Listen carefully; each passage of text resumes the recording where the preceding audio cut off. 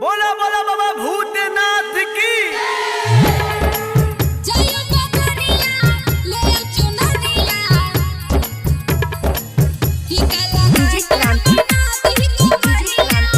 माँ वैष्णवी फिल्म्स की शानदार प्रस्तुति। हाँ चलो ये भौजी देवघर नगरिया। चलो ये भौजी देवघर नगरिया। फिर ते बाबा हमरा पे नजरिया। कमर हमारा ले आओ ये। जाया बजरिया ले आओ चुनरिया। टीका लगा के हम बना दी गोबरिया। जाया बजरिया ले आओ चुनरिया। टीका लगा के हम बना दी गोबरिया। जाया बजरिया ले आओ चुनरिया। जाया बजरिया डीजे चुनरिया। टीका लगा के हम बना दी गोबरिया।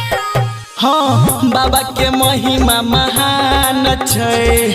कहते ह दूर ह धाम छै। बाबा के नगरी ही दूर छै। जे न लेकिन जरूर छै। जे न लेकिन जरूर छै। झुमत नाचत पहुँच जेबै। बाबा के हमहू जल चढ़ेबै। आगे के बात समझाओ ये।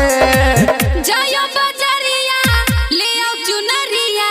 टीका लगा के हम बना दी गोबरिया। जाया बजरिया ले आओ चुनरिया। टीका लगा के हम बना दी गोबरिया। जाया बजरिया ले आओ चुनरिया। ले आओ चुनरिया। टीका लगा के हम बना दी गोबरिया। माँ वैष्णवी फिल्म्स की शानदार प्रस्तुति। रिम झिम बरस हिसाबन छै। लागै कहते सुहावन छै। जे किया देव घरिया बहि छै। बाबा के दर्शन पाबै छै। टीका लगा के बना दी गोबरिया। डीजे पे कमरिया कमर हिलाबै। दीपक मैथिली गन के सुनाबै।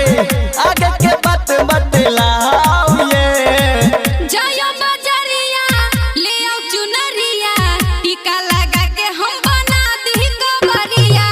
जाया बजरिया ले आओ चुनरिया। टीका लगा के हम बना दी गोबरिया। चलो ये भौजी देवघर नगरिया। चलो ये भौजी देवघर नगरिया। फिर ते बाबा हमरा पे नजरिया।